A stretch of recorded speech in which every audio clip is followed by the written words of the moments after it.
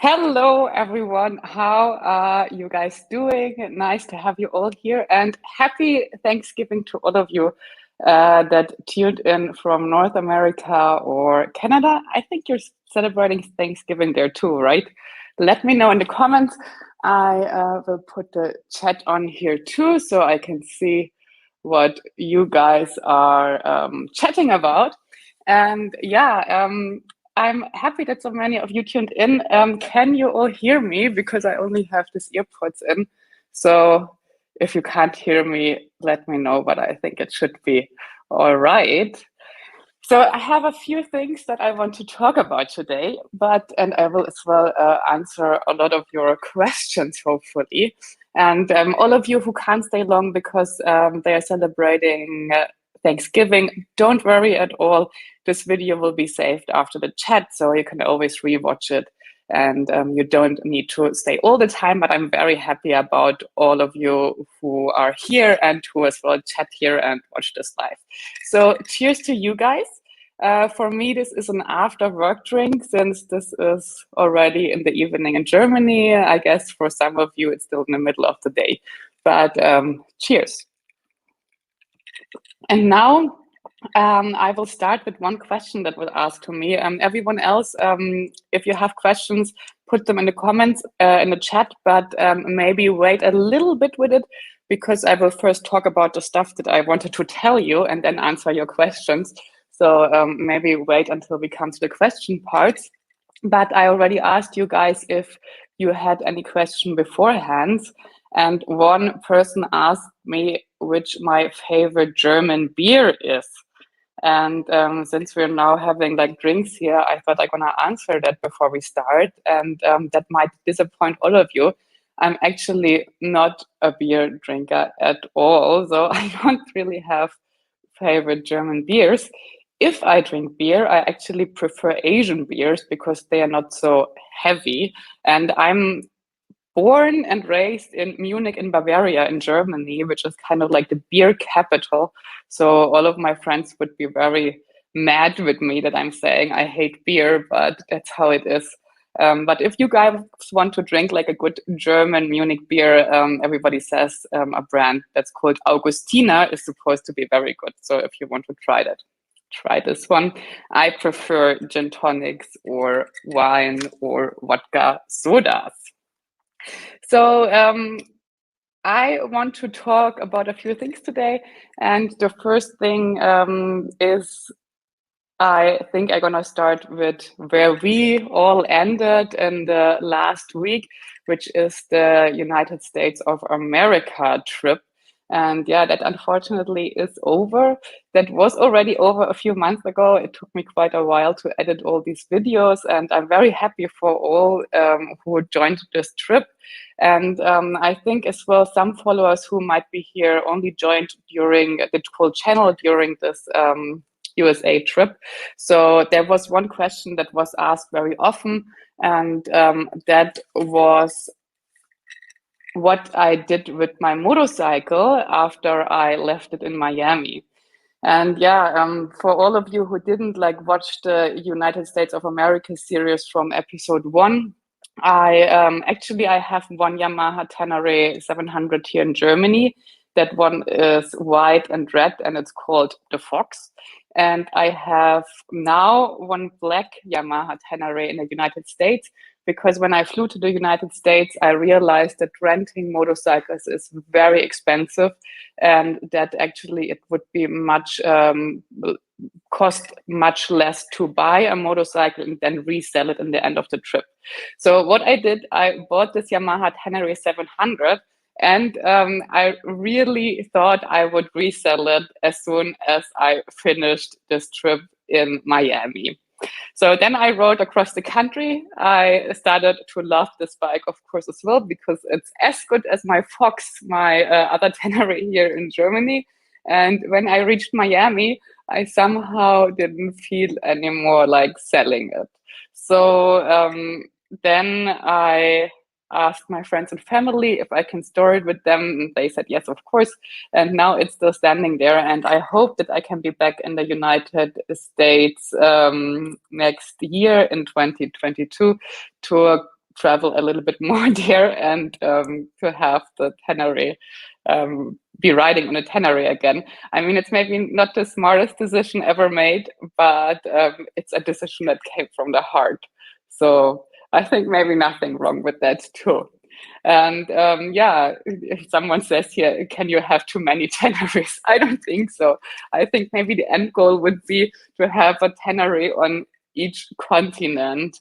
And someone else asked, what's the black one called? Actually, because I thought I gonna sell it so soon again, I didn't give it a name. It was the first motorcycle I ever owned that I didn't name. So if you have any name suggestions, drop them here. I might give it a name when I come back and ride with it again next year, hopefully. And yeah, some people as well asked a few more questions about this United States trip. One question was indeed, it came up more often, was how I did it with the visa. At my time of traveling, you couldn't really go to the United States because of Corona. I think now it's possible again. And so I had to travel over Mexico and quarantine 2 weeks in Mexico. But I, as a German citizen, I can apply for a so-called ESTA visa waiver, ESTA visa, and that you've only filled it in online, and you get 90 days, which is very convenient and as well goes very quick. So it's not hard to do. But that's as well, some people said I should come to the US for 6 months and ride there longer than what I did. And the problem is I can't really be longer there than 90 days because that's the maximum of visa that I'm getting for this. And yeah, another question was about my Harley ride. I hope you all watched the episode from last week where I rode to the Florida Keys from Miami on a Harley Davidson. And someone asked if that was the first time I have ever ridden a Harley. And actually it was not. I had ridden a Harley, I think 2 years ago. I rode from San Diego to San Francisco, so the other coast. And I rode that stretch on a Harley.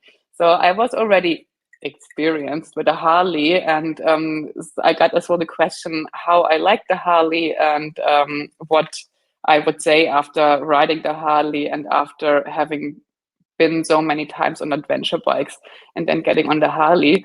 And actually, I have to admit, I think I can't really judge this bike because I have basically no comparison.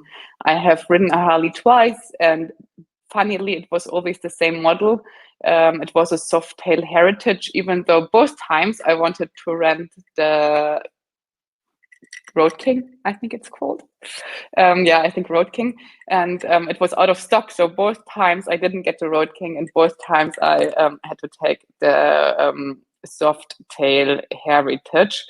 And so I really don't have any comparison when it comes to cruiser bikes. So I can't say this was great or this sucked. I just think it's a very different kind of bike. And some people like that, and I think for some roads it's just made. I mean, this ride to the Keys, it was very convenient, very nice. I probably would not travel on it forever, only because I would not dare to take such a heavy bike really off-road. But I think there are people who even do that. So I think if you get used to it, it should be fine. But I mean, it just has a very low clearance. So for me, I think it's not nothing for the future, but I really enjoyed it and I would do it again. I really had a good experience with that. And coming to that point, I as well wanted to give, because many people as well ask me how it is to rent motorcycles, because that's what my travel partner did. And I as well just wanted to give you advice about that, because I have quite some experience now with renting motorcycles as well in the United States. I rented a Harley that I just talked about in Miami. I rented a Harley once in San Diego and drove with it to San Francisco. My travel partner now rented in LA. And our other travel companion who joined in Utah, he rented at Grand Junction, I think. And all these times we rented from a company called Eagle Rider. It's very, very famous in the United States. And it's basically everywhere. So you can rent a motorcycle at one point and drop it at another point. And I have to be honest, I'm not paid by them because I'm as well saying what follows. I'm not the 100% convinced by their service. We had really different experiences depending on where we were renting. We had fantastic service in Miami when we rented the Harleys. We had a horrible service when we, or customer experience, I think you say better. We had a horrible customer experience when we rented in Los Angeles, or my travel partner rented in Los Angeles. He wanted to rent a BMW 1200 GS for, I think, 14 days or a little bit longer. And he wanted to have it without a back, how do you say this, top case, because he was riding with a pillion and they needed a space for their bags and the luggage to strap on. And when he came in there, and he told the guys beforehand that he doesn't want to have a top case. And when he came in there, they only had bikes with top case, and they made it super difficult and very super unfriendly about him not wanting a top case, even though he said it in advance that he doesn't want it. And then he got a really old and really shitty motorcycle with very rundown tires. And our other travel companion who rented in Grand Junction kind of had the same experience. He had like his engine was making very weird noises when he was driving. So that was not exactly a great experience. But we actually met two guys on the way, and they both drove BMW 1200 GSs too. And they told me that they were renting from Hertz. So if you ever go to the United States and want to rent a bigger motorcycle, that's a very new option too. I think they sit in Los Angeles and New York, and the motorcycles look fantastic, and they even had kind of good tires. One guy we met in the Valley of the Gods, and he was very happy with his rental. Yeah, and so that was a little bit about the Harley and the American trip. I think one of the maybe worst things about this American trip, you saw that as well in the episodes that were on here, was that I got bitten by 3 ticks in probably Arkansas. It was because I was camping there, and I discovered them 2 days later in Tennessee, where they were already kind of full. One bit me here, one in the back of my leg, and one actually in the back here of my neck. And yeah, I took them off, and the people of you who watched the episode know what happened. I went to a doctor who told me I should take antibiotics for 2 weeks, which at that moment I didn't do, which was stupid. Because I just didn't feel like taking antibiotics as a prevention. I as well talked to my doctor here in Germany after the American doctor subscribed me the antibiotics. And the German doctor said in Germany, they actually don't give antibiotics as prevention. They only give it when you're already sick. And so he said, just watch the bites. If there's nothing red, if there's no, I think call it bullseye, if there's nothing like that happening, like a red circle around where the tick bit me, then you should be fine. So I watched the tick bites and there was nothing, and I felt good. And I think some people as well, there was a little bit confusion because I told everyone in the episode that I got sick afterwards. And actually that was quite a while afterwards. I think that was like a month or 2 months later. I think even 2 months later, I got like pretty sick when I was already back in Europe, and had started to have real health issues with not being able to breathe so good anymore, and just feeling tired all the time, having like some nerve things, and just not so good. And I went to some doctors, they checked everything, and everything was fine. Besides that, when I went to like a doctor that was specialized in tick bites, he or she, in that case, she realized that I had Lyme disease plus 2 or 3 other like co-infections, which means like other bacteria, that if your immune system is already so suppressed because it's working with this Lyme disease, it's easy to get like other stuff as well. So that's what happened. And then she gave me antibiotics.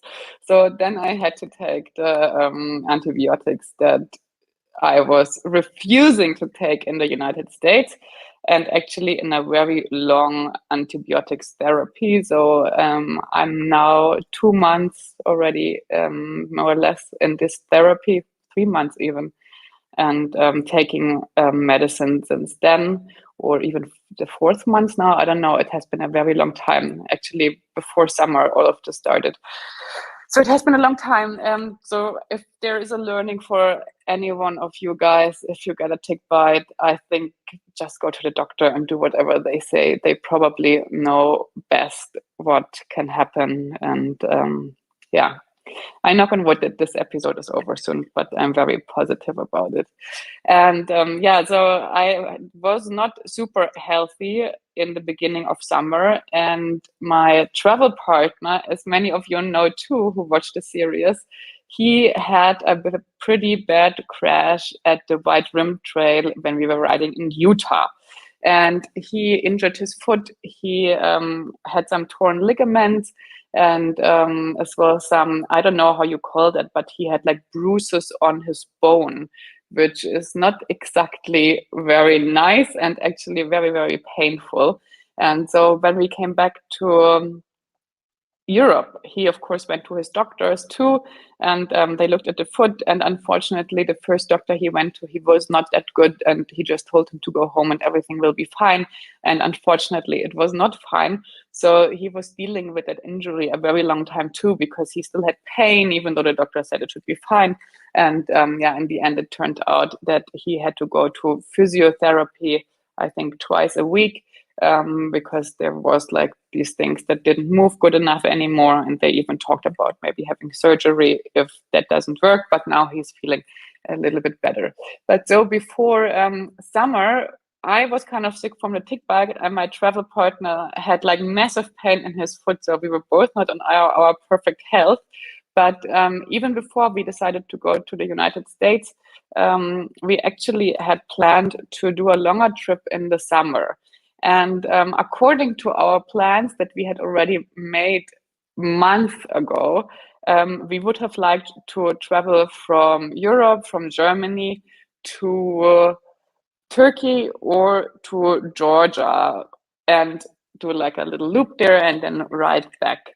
And we would have liked to spend like about 2 months on the road, and that was the initial plan of the summer. But then we both had these health issues, so we unfortunately had to delay our departure, and everything got much later than we thought. And that was a bit of pity, but that just was how it just. Sometimes you can't do anything about it if both are not feeling very good. And at one point we decided, okay, now we feel okayish again, so maybe we go on another journey. And at that point, it was already end of July, beginning of August, and we looked at our initial route and realized that we probably would not make it to Turkey or even to Georgia anymore with the time that we had left, because we already delayed our departure for about a month. And at that point, we looked into Eastern Europe because we thought it might still be nice to ride to Albania. And we first then thought, okay, we ride to Albania and then take a ferry from Albania and go back to Italy and then ride up Italy and back to Germany. And that unfortunately didn't work out too, because we realized that it was super hot at our time of traveling then. There was like a super crazy heat wave in Eastern Europe, which was actually really insane. It had like 40 degrees Celsius and above basically all the time. There were a lot of forest fires and yeah, a lot of stuff going on that was not so good. And we were both not 100% recovered from our health problems yet. So we decided that maybe riding in 40 degrees under such circumstances is maybe not the smartest thing to do for two people who are actually not the most healthy at the moment. So basically we said, okay, we're gonna depart. And on the day of departure, we still didn't really know where we would go, because we just didn't want to go into the heat, but we as well had no clue where else to go. And as well, we didn't want to go north anymore, because that we had done the year before. So that was then very complicated, and we looked at the weather forecast literally a day before we left for the trip, and we realized that actually the weather was much less warm in Western Europe. So we then decided, okay, we don't go east this time, we go to Western Europe. And then the new journey was born. We wanted to drive from Switzerland to Portugal. And yes, I don't want to tell you too much now because that will be the new series. It will have the name Destination Home because actually that's something I always wanted to do. I wanted to show you a little bit more of Europe as well and a little bit more of the places and roads that I have already visited many times and that I really love. And I really feel at heart as a European and actually much more European than German. So I feel like I will be showing you my home on this trip, which I think is very nice. And yeah, we will cover 5 countries. And I will not tell you yet which ones because there were some surprises in this journey, of course, too. And yeah, in the beginning, our doctor said my travel partner should not ride any off road because of his foot and the danger to hurt it again. And mine said I should take it easy with all the heat and no exhausting days. But we, of course, didn't listen to our doctors too much and have quite some nice roads that we found for you. And I think it will be some nice episodes. And I think you guys will as well like Europe. And there will be everything from beautiful mountains to the sea to nice cities to wineries. And yeah, I think that will be very, very nice. And I can already warn you, since it's getting Christmas time now soon, I decided that I will publish, I think, 3 episodes or 4. I'm not so sure now how many it is, but I will publish 3 or 4 episodes of Destination Home of the next series in Europe of the motorcycle ride. And then I will make a 2 weeks Christmas break and show you that will be one day before Christmas, I think, and then on New Year's Eve or one day before New Year's Eve or something like that. And I will post 2 episodes there of Switzerland and a destination in Switzerland where I was skiing last year to give you like a little bit a winter wonderland feeling. And we will make a little break during the winter holidays and then continue right after with the Destination Home. And I hope you will like that.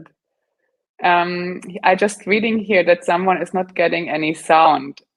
I hope not all of you are having this problem. If you hear me, give me a thumbs up again, so I know that it's only one person and I'm not talking without anyone being able to hear me.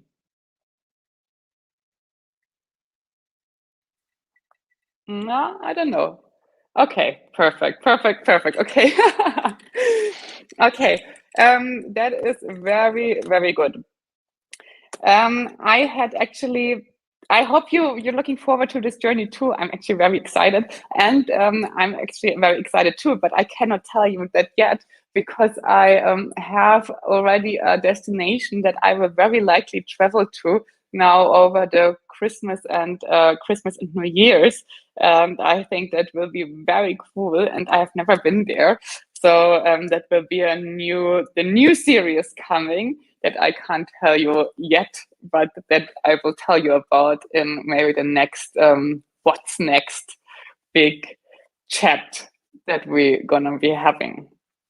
So that was it so far from me. I as well got like 2 more questions regarding to the US trip. I thought I'm gonna answer that very quick. Someone as well asked, how is it possible to register a motorcycle in the US as a foreigner? And that's basically pretty easy. You just need to have a local address. So I gave the address of one of my friends in LA or / one of my family members in LA, because if you buy a motorcycle and if you register a motorcycle, they will as well send the registration papers to the address that you're giving. So there you need to have like a local address in the US to be able to get insurance and to buy a motorcycle in the US. But otherwise, it's actually not so big a problem. Someone is asking me here, ACT Pyrenees, that is like how do you say? That is like pretty much the same like the backcountry discovery routes in the US, only for Europe.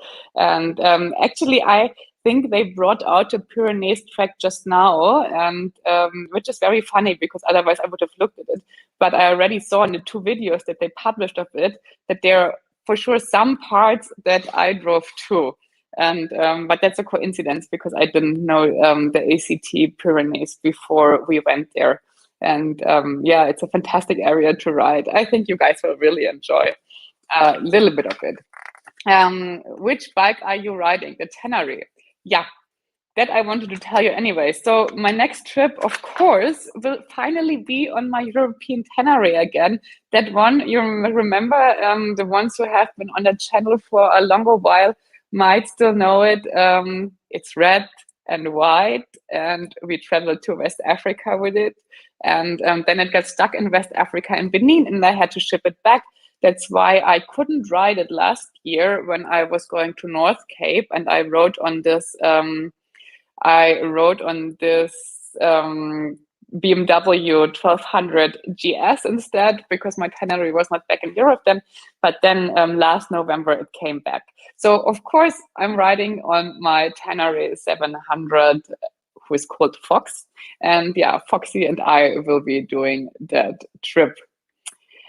Someone is asking if my Triumph Tiger is still living or still with me. And yes, actually, it is. It's in my garage here. Now that I actually 2 months ago, for the first time, I deregistered it because I realized I'm not riding it anymore. And it had as well a lot of issues. I mean, this bike has now, I don't know how many, 120,000 kilometers or something like that on the clock. So it's really not the newest motorcycle anymore. And yeah, I'm just not gonna ride it that much anymore. So I deregistered it, but it's still in my garage and I still own it. I actually thought about maybe giving it to Touratech or some other place where they could store it and where they could maybe show it or exhibit it if they want to, just so I don't have it standing around here, because I always feel bad about it, that it just stands there like in the back of my garage and nobody rides it and nobody looks at it. And it's, I don't know, it's just, I think, a sad life for a bike that has seen the world. But yeah, I have not figured out what to do with it yet. Somehow I as well probably should just sell it or give it to someone, but my heart is a little bit attached to it and I just couldn't do it yet. I see there's a lot of spam happening here at the moment in the comments. Any plans to visit India? Yeah, actually, I would love to come to India. I think it's very difficult at the moment to plan journeys like this because of COVID still. I mean, you guys probably know that we in Europe have like pretty bad COVID numbers at the moment, and that there are like many lockdowns that are starting again, and it's just not so easy to plan big travels. So I try to kind of like make it a bit more spontaneous recently, because I have been disappointed actually many times during the last years. You always thought like, I would like to do this journey, and then it just didn't happen because then some COVID stuff happened again. I actually was about like to go to Morocco with a friend of mine a few weeks ago, and then they closed the borders again for Germans visiting because the numbers in Germany went so high again, which I can understand. that Morocco closed its borders again. But it's just very difficult to plan. So I would love to come back to India. I think it's a very special country. I as well, many people ask me that too. I as well would love to come to Brazil. I've never been there. So that's really like on top of my list. But it's the same. I think South America is not so easy at the moment. Okay, let's see what else questions you have. I have actually quite some questions here. I wrote them all down so that you're not wondering. That's other questions that people asked me here under the YouTube chat and on Instagram. So maybe I will just answer a few of that too. Maybe I start with one that was asked, and maybe I should introduce myself, because I think some people just came to the channel here and they don't know anything about me. I'm Lea, and I'm actually German. I'm born and raised in Munich. I'm 35 years old. That was asked many times too. And before I did the trip around the world, I worked as a journalist and editor at a big publishing house in Germany. And that's just where I have my background. So some people asked if I have any background in cinema or movies. And I don't. I just am a journalist. I'm as well a writer. That's what I make my money with. So yeah, that's my background and that's what I'm doing. And another question I got, which I found very funny, is how much have you spent on the rides yet? I read this question. I was like, I think I actually don't want to know. I think I don't want to know how much I spent on all my journeys. And I don't want to know how much I spent in motorcycles and equipment. It would probably, actually, I don't think it would make me sad, because it was a very, very good investment, because that actually made memories that you can't buy with money. But I think still it would hurt a little if you would realize how much money you spent in your passion. But then on the other hand, where else should you spend money than in something that you love and something that gives you a lot of pleasure? So I think it's probably the best investment I ever made, even though it's probably a lot of money. I'm gonna try to multitask a little bit. Yeah, money is fun.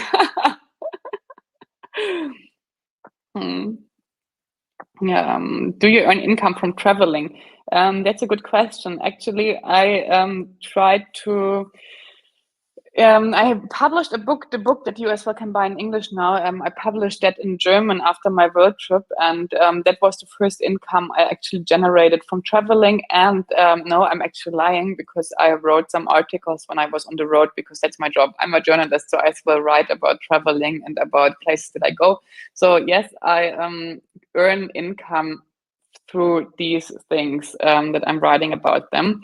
But until now, I actually didn't earn any money through like sponsorships or paid advertisements or things like this, like many other channels do. Actually, I think most channels in my size, or even smaller, even much smaller, do a lot of sponsorships, do a lot of like advertisements. You know, if you see someone who is advertising Quadlock on Instagram, that's basically what all motorcyclists do. They get paid. And yeah, it's I decided to not do these things, because I think it's not very authentic, and I as well don't want to advertise things that I don't really use, and I as well don't want to own things that I don't really use. And I feel like I have a very good travel setup. And for example, the suit that I had from Touratech that I drove around the world with, I was still driving in the same suit that I had for my world trip. I was still driving on my West Africa trip, which means like years later, which is absolutely crazy. And every time like a brand approached me and was like, do you want to try our gear? I was like, no, actually not, because I really like the one that I'm traveling in. And I only got a new one now because mine got stolen on my motorcycle when it was shipped back from Africa. So yeah, that's the only reason why actually I have like this black suit now and not the yellow one anymore. And Yeah, that's how it is. So I don't make money with any advertisement. I make money now with a little bit of money now with the YouTube channel and the advertisements that are in front or in the middle of the channel. So don't be mad if you like see an advertisement every 5 minutes, because that's a little income from me. It makes me very happy. And if you want to support my journey, go to my Patreon and you can as well buy me coffee. And yeah, someone said it already here in the comments, which is very, very nice. Someone's asking here, what kind of boots was your travel partner wearing when he fell with the bike? What kind of boots do you recommend? He was actually wearing very similar boots to mine. I am wearing the Alpinestar Toucan boots, which I love. I had them on all my journeys. I think at the third or fourth pair. Meanwhile, I always rebuy them. I love them. I would not go with anything else. And he just changed his boots. He had the Alpinestar Toucan too, and he changed to the former. And now I don't know the name of the boot, Evo Pro or something like this. Former has two different kind of boots, and he wore the one that is like little bit more off-road orientated and a little bit more safe. So he really wore proper boots. But the crash was just too hard, and the bike, like falling on his ankle, still smashed it. I don't even want to know what would have happened if he would not have worn these boots. So I can really say, please, everybody, especially if you ride off-road, wear the gear. It's not worth it to look cool and wear driving sneakers and have completely smashed bones afterwards. I actually, meanwhile, think it looks kind of okay, boots. And I mean, it looks like adventure if you're like in the suit and in your boots. And that's how it is, right? It's the safest and it's a very good thing to do. Someone is asking, would you consider touring on a maxi scooter? Which is a funny question, because I was actually considering, when Corona started, I was actually considering doing a journey on a Vespa, like on a actually much smaller 150cc scooter, because I'm riding a Vespa. I have a Vespa and I ride that a lot, like to the city to go shopping, and even on like, I don't know, like an hour trip around here at my home. And I just love it. I think it's the best like vehicle to get around. And so I was thinking like, oh, how nice would it be with such a lightweight little scooter to do a journey with that. And before the borders opened to Norway, where we then went to North Cape, if the borders would not have opened, I would have stayed in Germany and just been riding around with a scooter, because I loved it. I still as well feel maybe I did it at one point. It would be so cool to go with a scooter to like the Himalayas or something like that. Don't you agree? I think that would be quite an adventure and pretty cool, but as well very, very slow. So you would need probably a year just to cover like the distance to Asia or something like that. How did you like the contrast between riding your Yamaha and the Harley? Actually, I can't answer that. It's so different bikes. And I will answer another question, because that was one question that I think 5 people or so asked me. And that is the question how I would compare the Yamaha Tenere and the BMW 1200 GS, because I traveled with both of them. And I think that's such a difficult question to answer, because basically you can't compare them. And they're really, I mean, they are just different bikes. The Yamaha Tenere is in Germany, you get it around like 10,000 euros. The BMW 1200 GS, you can easily spend like a 20,000. So it's it's well half the price, the Yamaha Tenere, than the BMW 1200 GS. And for me, really the Yamaha Tenere is the perfect travel bike, because it fits my size very good. I love the weight. I think the weight feels for me very comfortable, and I as well feel like it could take me everywhere. And although I didn't have many problems today, I didn't have many problems with the Yamaha Tenere so far, and yeah, it's just I love this motorcycle. I would always travel with it, but I as well really like the 1200 GS. I have nothing against that bike. I think it's a very I mean, it's a good motorcycle. There's a reason why so many people ride it. And I think it really depends what you want to do with it. If you are mainly traveling on, or traveling or riding, if you're mainly riding on asphalt roads, or if you're riding with a pillion all the time, then go for the 1200 GS because it's just more comfortable. It's bigger and it will be good for that use. If you want to go traveling to West Africa, or if you want to do a cross-country trip through the US and drive the White Rim Trail, or some off-road in Arkansas, then don't go with the 1200 GS, go with the Yamaha Tenere 700. And just ride both of them if you're not sure, and take the one that you prefer, because there is really no suggestion. I think if I could have like a dream setup for riding, I think I would own a Yamaha Tenere 700 for all the traveling. And then I would own a GS 1200. I actually would take the GS 1200, the normal one though. On the North Cape journey, I had the GS 1200 Adventure. And to me, that feels, I mean, the tank is so big, and I really don't think you need that anywhere in Europe. So to me, that just feels way too big for like what it can do. So I would take the normal GS 1200, and that would be my perfect setup to have like the 1200 GS here for like European local roads, because they're basically, I guess that Americans that are watching probably can't understand that, but in Germany and Switzerland, there are basically no off-road roads. So you can't ride any off-road. It's just not possible. There are like probably 2 gravel roads in total. So you always have to travel a little bit. And then I would already take the Tenere. But if I would only go like over like paved Swiss mountain passes, for example, then I would take like a 1200 GS. So for me, the perfect setup would be like to have the 1200 GS to ride around at home, and the Yamaha Tenere 700 to go traveling. Let's see. How about seat comfort for the Tenere? I'm not going to answer this one because I've made actually a very long review about the Yamaha Tenere. You can find that if you go like to the Got2Go page on YouTube here, and you scroll down, and there's like a section with gear and so on. You can watch that. I talked a lot about comfort and all of that, and what I would change as well. Leah, I was wondering how long you have been riding and what training have you taken to improve your one's skills in the adventure area? Yeah, that's a interesting question. I have not been riding very long.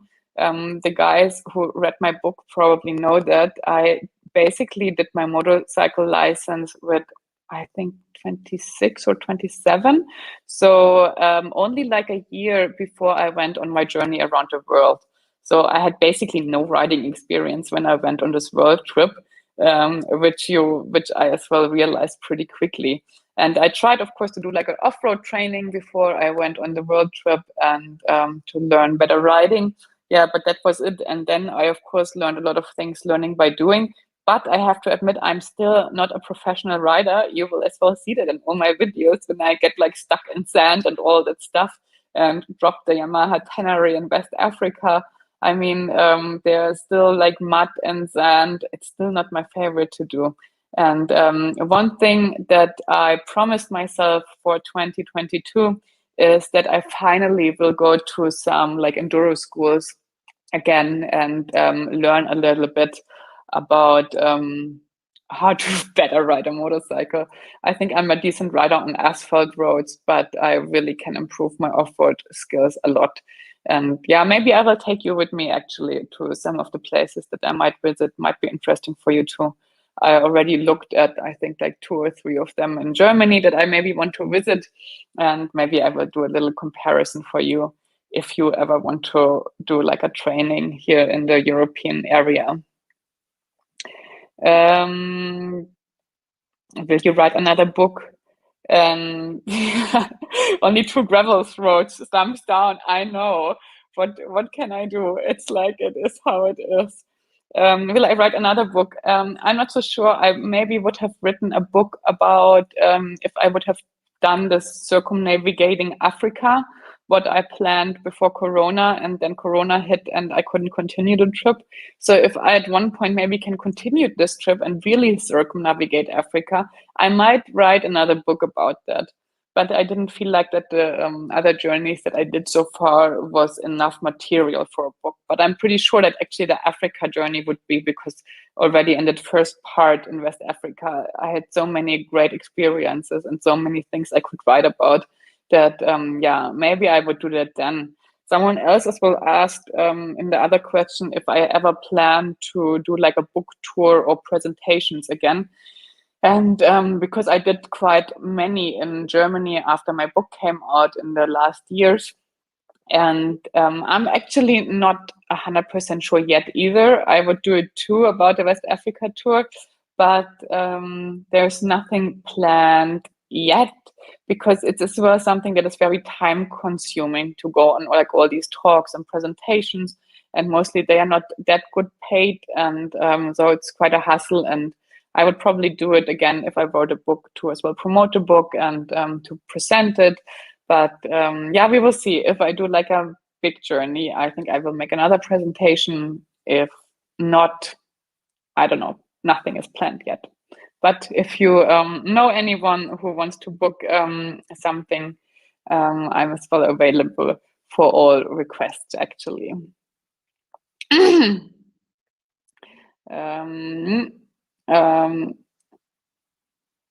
How much of your trip is consumed with making video for YouTube? That's a very good question, and that's maybe as well an explanation why I am not, how do you say, why I'm always so delayed with my videos, because actually, and of course I'm filming a lot while I'm traveling, and but there's as well kind of like a routine. You get into it and then it's not so complicated anymore. And I always took pictures of my trip as well before those newer trips. Before I made YouTube videos, I as well just took pictures with my normal camera. So I'm very used to travel like this. I actually even did it before I published my pictures anywhere, because I just love to have like a camera and to make these pictures for, as they are like souvenirs for myself as well. And so yeah, it doesn't take that much time, but I as well don't want to be bothered with thinking about what I do with the material. So what I decided is I first want to travel, and then I'm gonna publish the episodes and publish everything about the journey. So basically, it always is like this. I'm gonna have a journey and finish a journey, and then you guys will know about it and see it, because I just don't want to share it beforehand. Because I don't want, I as well, I love it to get suggestions, but I as well don't want to like see too much and get like too much comments about it, because I as well want to like do it my own way and explore it my own way. And sometimes I have the feeling if I get like already like 10 suggestions for good things, then I don't ask locals anymore. And I love that I get like suggestions on the roads from locals. So it's like I just try to not tell too many people about my journeys before I do them, and then I do them, and then I publish the content about it. So that's how it usually works. That as well makes me feel like I have the journey to myself first before I share them with everyone, and I don't have like the pressure to immediately share everything that I've seen, and I as well don't have the feeling that there's like always a camera between me and the things that I experience, because I can as well just say like, sorry, I don't want to film that at the moment.